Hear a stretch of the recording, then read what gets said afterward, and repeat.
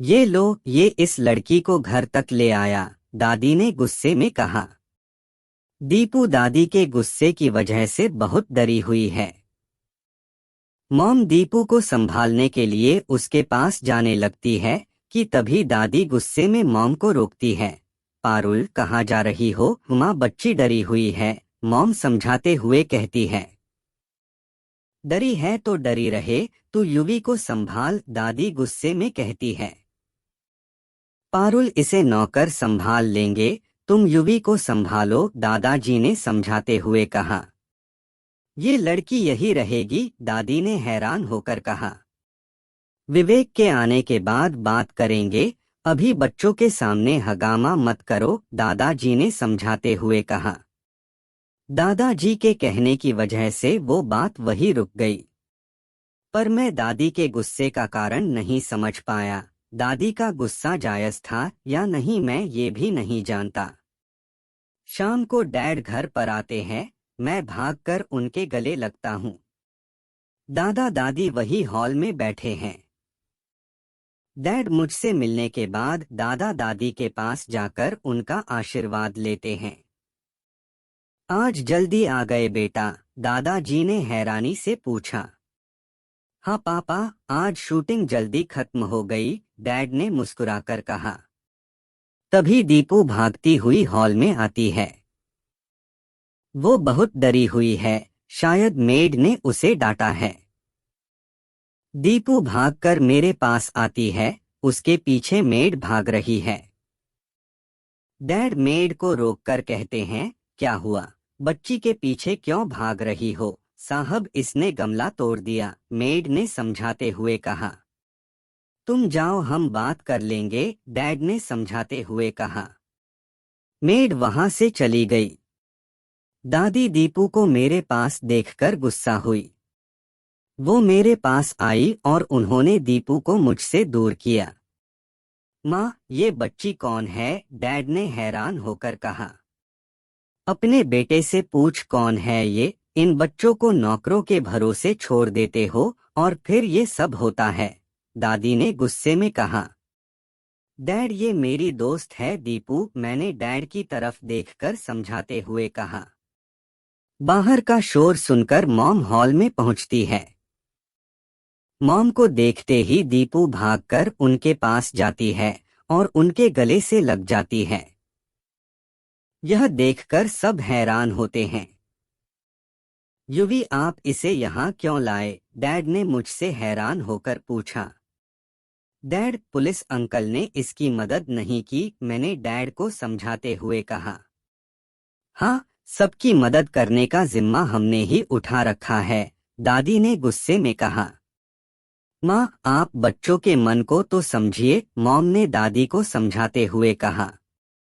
ये भिखारन लड़की तेरे गले लग जाने से तेरी बेटी नहीं बन जाएगी, और क्या मदद करोगे तुम लोग इसकी? दादी ने गुस्सा दिखाते हुए कहा। माँ, आप पारुल पर क्यों भड़क रही हो? डैड ने परेशान होकर कहा। तू इस लड़की को यहाँ से बाहर निकाल दे, मैं किसी को कुछ नहीं कहूंगी, दादी ने समझाते हुए कहा। माँ, हम इस बच्ची को अकेला कैसे छोड़ सकते हैं? मॉम ने समझाते हुए कहा। मैं पुलिस से बात करता हूँ, शायद वो कोई मदद करे, डैड ने समझाते हुए कहा। पर मैं डैड की बात से संतुष्ट नहीं हुआ। डैड, पुलिस दीपू की मदद नहीं करेगी, मैंने निराश होकर कहा।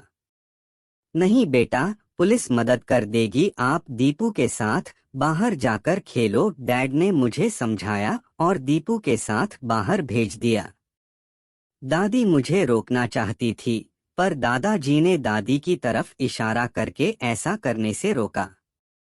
उसके बाद उन सब के बीच क्या बात हुई मैं नहीं जानता। कुछ दिन बाद दादा दादी हमेशा के लिए गांव चले गए और दीपू की पूरी जिम्मेदारी डैड ने अपने कंधों पर उठा ली। आज दीपू जो भी है, जैसी भी है, सिर्फ मॉम डैड की वजह से है। दादा दादी का हमेशा के लिए गांव चले जाने का कारण मैं उस समय नहीं समझ पाया था, पर आज मैं उसका कारण समझ सकता हूँ। मॉम डैड ने दीपू के लिए उनसे लड़ाई की होगी और दादा दादी उनकी भावना को समझ नहीं पाए होंगे। मैं दादा दादी को भी दोष नहीं दे सकता, क्योंकि हमारा समाज अपने खून जैसी बातें करता है। और जाहिर है कि दादा दादी ने भी अपना पूरा जीवन ऐसे समाज में ही बिताया है, इसलिए उनका विरोध करना उनकी नज़र में सही है। पर हाँ, ऐसी धारणा लोकतंत्र के लिए घातक है। इसके साथ ही गरीब और बेसहारा बच्चों को मरने के लिए अकेले सड़क पर छोड़ देना न सिर्फ लोकतंत्र की हार है, बल्कि इंसानियत की भी हार है। इसलिए कानूनों और अधिकारों को समाज का अहम हिस्सा बनाना बहुत जरूरी है। क्या हुआ, कुछ बोल क्यों नहीं रहा? दीपू ने हैरान होकर पूछा। नहीं, कुछ नहीं, मैंने समझाते हुए कहा।